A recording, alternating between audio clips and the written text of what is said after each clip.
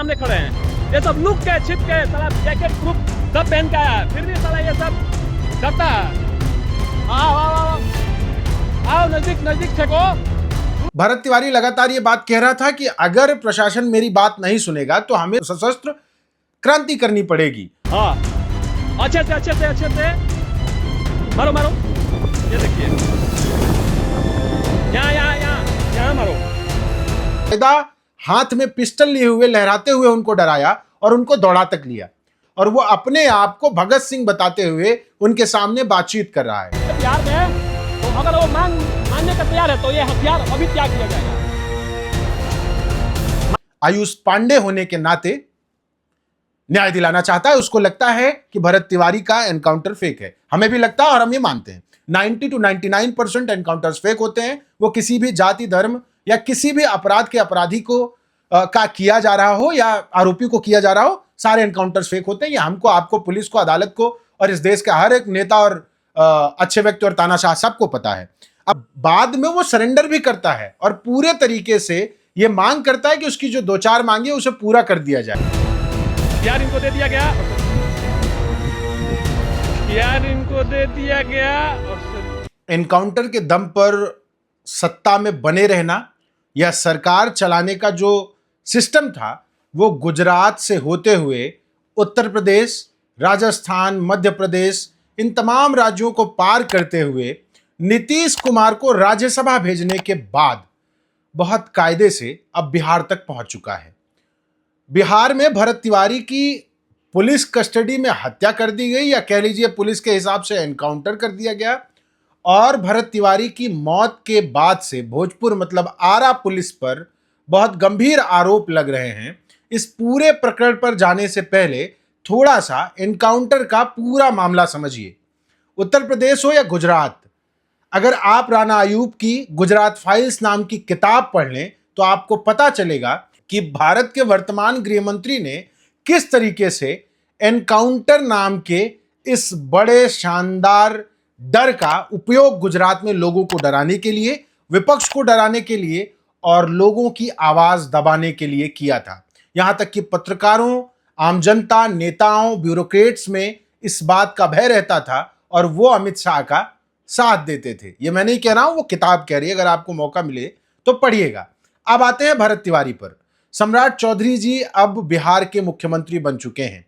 भरत तिवारी वहीं अपने आरा जिले के ही एक जमनिया क्षेत्र है जो बाढ़ प्रभावित क्षेत्र था, भरत तिवारी के गांव के बगल का क्षेत्र था। उस गांव की व्यवस्था को सही करने के लिए लगातार आवाज उठा रहा था। यह बात भरत तिवारी को भारी पड़ गई। भरत तिवारी लगातार ये बात कह रहा था कि अगर प्रशासन मेरी बात नहीं सुनेगा तो हमें सशस्त्र क्रांति करनी पड़ेगी। और बाद में 16 जून को भरत तिवारी ने बाकायदा एक फेसबुक पोस्ट किया और उन्होंने कहा कि अब इस लड़ाई के लिए हमने हथियार उठा लिया है।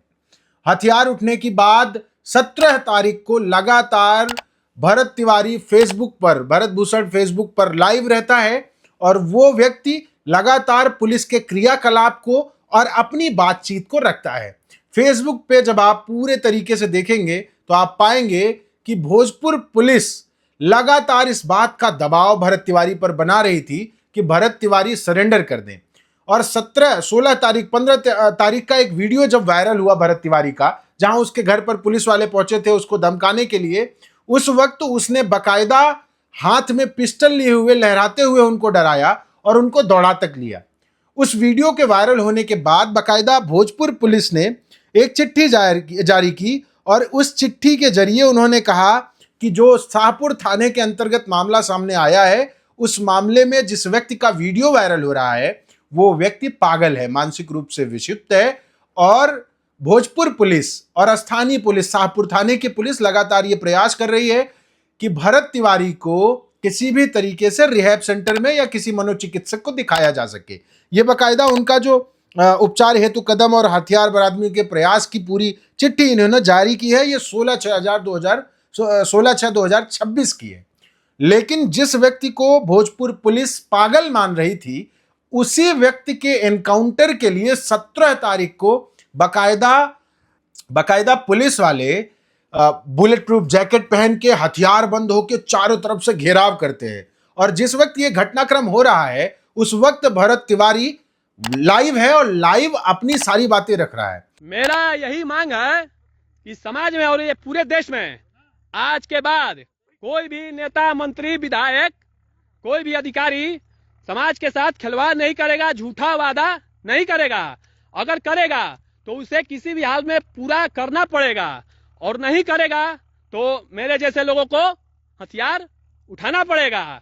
और दूसरी बात यह है कि हमारे समाज और देश में जो भी जहां भी जो कार्य होना चाहिए, हर गांव, हर मोहल्ले, हर शहर, हर कस्बे के लिए सामाजिक काम, विकास का कार्य, जिससे हमारा देश आगे बढ़े, तो उन सभी कार्यों को बिना किसी लापरवाही के साथ, बिना भ्रष्टाचार के साथ और बिना किसी कुछ भी गलत कार्य के साथ अच्छे से किया जाए, पूरी तरह से धरातल पे। तो ये मांग कैसे पूरा होगा बताइए।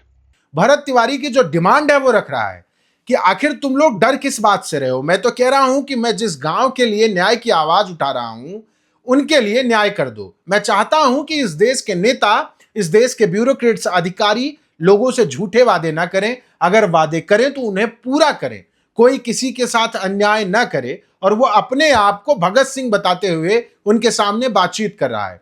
फिर पुलिस के मनाने के बाद बाकायदा भरत तिवारी ने अपना हथियार फेंक दिया, भरत तिवारी ने सरेंडर कर दिया। लेकिन भरत तिवारी के सरेंडर करने के बाद जो बात हुई वो कमाल की थी। उस वक्त भरत तिवारी लाइव है और लाइव वीडियो में भरत तिवारी उस पूरे घटनाक्रम को एक्सप्लेन कर रहा है और बाद में वो सरेंडर भी करता है और पूरे तरीके से ये मांग करता है कि उसकी जो 2-4 मांगे उसे पूरा कर दिया जाए। पहले वो डीएम को बुलाने की मांग करता है, फिर सीएम को बुलाने की मांग करता है, फिर भरत तिवारी के वीडियो में दिखता है कि बाकायदा उसके यहाँ के डीएसपी आए हुए हैं और वो कहते हैं कि हम तुम्हारी मांगे पूरी करेंगे। पिता का आरोप यह है कि पुलिस ने हथियार फेंकने के बाद भरत को गिरफ्तार किया, थाने ले गई, शाम को पिता को छोड़ दिया। उसके बाद भरत तिवारी के ऊपर 4 गोलियां चला दी गई ताबड़तोड़ और वो चारों गोलियां पुलिस और डॉक्टरों की माने तो शरीर के निचले हिस्से में थी। उसके बाद भी भरत तिवारी की मौत हो जाती है। भरत तिवारी के एनकाउंटर के बाद जो बात सोशल मीडिया पर फैलती है और उसके लाइव वीडियो में जो दिख रहा है वो चीजें उस पूरे घटनाक्रम को अलग मोड़ दे देती हैं। तब तक बिहार के चीफ मिनिस्टर सम्राट चौधरी का बयान आ चुका होता है कि ऐसे किसी भी व्यक्ति को बख्शा नहीं जाएगा, जो पुलिस को चैलेंज करेगा उसको छोड़ेंगे नहीं। लेकिन पूरे सोशल मीडिया पर खास तौर पर बिहार से जुड़े लोग और ब्राह्मण बिरादरी के लोग, मैं ये ब्राह्मण बिरादरी पर ही नहीं थोप रहा हूं, इस देश का हर वो नागरिक जो समझता है कि आखिर मजबूरी का आलम किसको कहां खींच ले जाता है, वो भरत तिवारी के लिए सहानुभूति प्रकट करने लगता है। लेकिन सवाल यही नहीं रुकते। जो लोग आज भरत तिवारी के एनकाउंटर पर बहुत दुखी हैं, जो लोग ये कह रहे हैं कि भोजपुर पुलिस ने भरत तिवारी का गलत एनकाउंटर किया है और जिनको इस बात की पीड़ा है, जब मैंने उन्हीं की प्रोफाइल खंगालनी शुरू की तो वही अमित शाह, योगी आदित्यनाथ के एनकाउंटर राज के पूरी तरीके से पक्षधर हैं। और यहां तक कि उनकी पोस्ट जब आप देखेंगे तो उनके मन में जाति और धर्म को लेकर इतनी कुंठाएं हैं कि वो आज भरत तिवारी के एनकाउंटर पर दुखी तो हैं, वो चाहते हैं कि भरत तिवारी को न्याय मिले, लेकिन आज से पहले उन्होंने एनकाउंटर को ही न्याय मान लिया था। और ये बात मैं आपको इसलिए कह रहा हूं कि आप देखिए, कुछ लोग हैं, कुछ पोस्ट मैं आपको दिखा रहा हूं। ये आयुष पांडे हैं। आयुष पांडे ने बाकायदा पोस्ट किया है 5 घंटे 7 घंटे पहले, जब मैं वीडियो शूट कर रहा हूं उसके 7 घंटे पहले इन्होंने लिखा है कि भरत तिवारी का एनकाउंटर फेक या असली, और फिर मैं भरत तिवारी को श्रद्धांजलि अर्पित करता हूं। और इन्होंने ये वीडियो पोस्ट करते हुए भरत तिवारी को क्रांतिकारी बताया है और मोटा माटी इन्होंने उनको भगत सिंह घोषित कर दिया है। और जो भरत तिवारी ने किया है, मैं कतई उसके पूरी तरीके से खिलाफ नहीं हूं, ना ही पक्ष में हूं। अब आयुष पांडे की 10 जुलाई 2020 की ये पोस्ट देखिए। कोरोना का समय है, लॉकडाउन चल रहा है और तबलीगी जमात वाला मामला वही चरम पर था, उनके ऊपर कोरोना फैलाने का आरोप लगा दिल्ली में। तब आयुष पांडे का पोस्ट आप स्क्रीन पर देखिए कि नीले बाबा के संविधान में इतना दम नहीं है। नीले बाबा ये किसको कह रहे हैं? हमारे दर्शकों को ये बात शायद पता होगी, नहीं पता तो आप समझदार हैं। नीले बाबा के संविधान में इतना दम नहीं है जो दोषियों को सजा दिला सके, इसलिए जनता एनकाउंटर की मांग करती है। अब बताइए, ये जो है बाकायदा ये कह रहे हैं कि बाबा साहब भीमराव अंबेडकर के बनाए संविधान पर इनको विश्वास नहीं है, ये न्याय चाहते हैं एनकाउंटर के जरिए। लेकिन आज यही व्यक्ति भरत तिवारी को आयुष पांडे होने के नाते न्याय दिलाना चाहता है। उसको लगता है कि भरत तिवारी का एनकाउंटर फेक है। हमें भी लगता है और हम ये मानते हैं 90 to 99% एनकाउंटर्स फेक होते हैं। वो किसी भी जाति, धर्म या किसी भी अपराध के अपराधी को का किया जा रहा हो या आरोपी को किया जा रहा हो, सारे एनकाउंटर्स फेक होते हैं। ये हमको, आपको, पुलिस को, अदालत को और इस देश के हर एक नेता और अच्छे व्यक्ति और तानाशाह सबको पता है। अब आइए, ये प्रवीण सिंह हैं। जरा प्रवीण सिंह की पोस्ट देखिए। प्रवीण सिंह बहुत उदास है इस बात से कि क्यों आखिर जो है भरत तिवारी को की जान ले ली गई। प्रवीण सिंह ने एक लंबा पोस्ट किया है कि काबे पंडित बहुत क्रांतिकारी बनने का शौक चढ़ गया था, पुलिस को हथियार दिखा रहा था, गांव में परिवर्तन लाकर भगत सिंह बनना चाह रहा था, अब हो गया ना एनकाउंटर। मतलब ये भी इनको भगत सिंह मान रहे हैं। बहुत से ब्राह्मण विरोधी यही सोच रहे होंगे। मैं उन लोगों से पूछना चाहता हूं कि जिस देश में न जाने कितने रेपिस्ट पकड़े जाते हैं, न जाने कितने गंभीर मामले के अपराधी पकड़े जाते हैं, लेकिन पुलिस उनका केवल हाफ एनकाउंटर करती है। अब उसके बाद ये व्यक्ति इस पूरे मामले पर सफाई देने पे आ जाता है कि भाई बहुत सारे लोग पकड़े जाते हैं, और ये पूरी लंबी पोस्ट है। और आखिर में इन्होंने निष्कर्ष दिया है कि मैं किसी भी निर्दोष व्यक्ति के एनकाउंटर के सख्त खिलाफ हूं, चाहे वो किसी भी जाति का क्यों ना हो। अब जरा रुकिएगा, अब इन्हीं की पोस्ट मैं आपको पढ़ा रहा हूं, देखिए। प्रवीण सिंह 27 अक्टूबर 2020 को पोस्ट करते हैं कि देसी कुकुरों को पकड़ के एक तरफ से नो मिस्टेक तो दूसरे तरफ गो मिस्टेक लिखने जैसे कृत्यों की कड़ी निंदा करता हूं। बेचारे जानवरों का फोकट में कहीं एनकाउंटर ना हो जाए। और सुनिए, भागे जमातियों के एनकाउंटर का सिर्फ आदेश आ जाए तो ये खुद बिल से निकल आएंगे। समझ रहे हैं आप? और ये कोरोना के समय में तबलीगी जमात वाला मामला मैंने आपको बताया। अब ये प्रवीण सिंह 27 दिसंबर 2025 को पोस्ट कर रहा है कि थावे मंदिर चोरी प्रकरण में एक मुल्ले का एनकाउंटर और बरामदगी की खबर आ रही है। इसकी भाषा देखिए और एक धर्म के प्रति इसकी नफरत देखिए। अब यही प्रवीण सिंह 13 अप्रैल 2023 को माफिया अतीक अहमद के बेटे का एनकाउंटर के बाद की तस्वीर की जगह एक सुअर की तस्वीर पोस्ट करता है और लिखता है कि बाबा की माया बाबा ही जाने। तो भाई, बाबा ने जो एनकाउंटर प्रदेश बनाया था वही सम्राट चौधरी जी एनकाउंटर प्रदेश बना रहे हैं, और ये पूरा देश एनकाउंटर देश बना दीजिए। आरोप मत सुनिए, फिर एनकाउंटर और पुलिस की गोलियां आपको क्रांतिकारी और अपराधी में नहीं बांट पाती हैं। निरंकुश पुलिस प्रशासन कब आपकी खोपड़ी पर रख के गोली चला दे और बता दे कि आप अपराधी थे, आपको इस बात का अंदाजा भी नहीं लगेगा। भरत तिवारी जैसे व्यक्ति को जब पुलिस ने सरेंडर के समय लाइव वीडियो होने के बाद गोली मार दी, तो आप सोचिए कि इस देश में पुलिसिंग सिस्टम कितने घटिया दर्जे का है।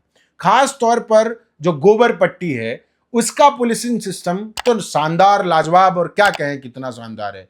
और जो यहां सत्ता में बैठे लोग हैं, इन्होंने पुलिस को पूरी छूट दे रखी है। जिसको चाहे जब चाहे मार दें और जिसको जहां चाहे ले जाकर झूठा एनकाउंटर कर दें। मैं फिर कह रहा हूं 90 to 99% एनकाउंटर्स झूठ हैं। और जो लोग आज भरत तिवारी के लिए न्याय मांग रहे हैं, मैं उनके साथ सहानुभूति रखता हूं, लेकिन फिर सवाल वही है कि एनकाउंटर प्रदेश बनाने का नुकसान किसको होगा। और जो लोग आज भरत तिवारी की जात देखकर मांग रहे हैं न्याय, वो आज से पहले योगी आदित्यनाथ, अमित शाह और देश के तमाम बड़े नेता जो अपने आप को आज की तारीख में दुनिया की सबसे बड़ी पार्टी का लीडर और इस देश के तमाम संवैधानिक पदों पर बैठे हुए लोग हैं, वो जब ये बात क्लेम कर रहे थे कि एनकाउंटर अच्छी चीज है, तब आप उनके साथ खड़े थे। लेकिन इसलिए क्योंकि जाति विशेष, धर्म विशेष के लोग मारे जा रहे थे। जब आपकी बिरादरी का व्यक्ति मारा गया तो आपको लगता है कि वो भगत सिंह है।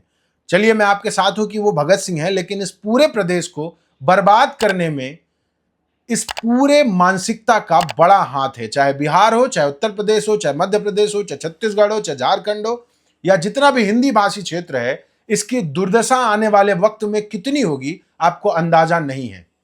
भरत तिवारी ने फिर भी कुछ गैर कानूनी काम किए थे, लेकिन सामान्य तौर पर आवाज उठाने पर पत्रकारों को मार दिया जा रहा है।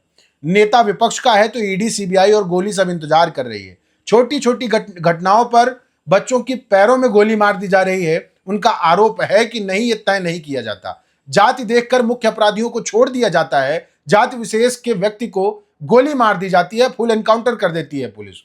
और सारे मामलों में बात एक ही है, पुलिस थाने ले जाती है, बिठाती है, बाद में लाती है और मार देती है। सबको पता है, पर इस सच से सबने आंखें मूंद रखी हैं। लेकिन भरत तिवारी के इस कांड ने शायद सबकी आंखें खोल दी हों, या शायद कभी खुल जाएं। धन्यवाद।